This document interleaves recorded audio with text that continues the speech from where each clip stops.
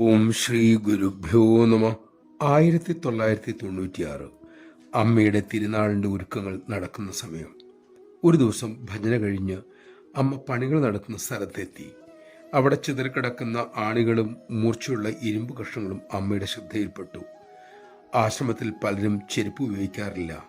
ജന്മനാളിന് ഏറെ ഭക്തന്മാർ വരും. ഇത് അവരുടെ കാലിൽ കൊള്ളാൻ സാധ്യതയുണ്ട്. ഇതെല്ലാം ഇവിടുന്ന് മാറ്റണം എന്ന് പറഞ്ഞിട്ട് അമ്മ പോയി. എല്ലാവരും സമ്മതിച്ചു.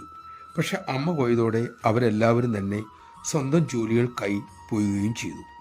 പിറ്റേ ദിവസം ഭജന കഴിഞ്ഞു. അമ്മ തലേദിവസം വന്നുപോലെ അവിടെ എത്തി. തലേദിവസം കണ്ട അതേ കാഴ്ച അമ്മയുടെ ദൃഷ്ടിയിൽപ്പെട്ടു. അമ്മ അത്ഭുതത്തോടെ ചോദിച്ചു, ആരും ഇത് മാറ്റിയില്ലേ? എങ്കിൽ അമ്മ തന്നെ ചെയ്യാം. അതോടെ മക്കളും തയ്യാറായി. അമ്മ പറഞ്ഞു, ആരും ഒന്നും ചെയ്യണ്ട, അമ്മ ഇന്നലെ പറഞ്ഞതാ. ആരും അപ്പോൾ ചെയ്തില്ലല്ലോ, അമ്മ തന്നെ ചെയ്തുകൊള്ളാം.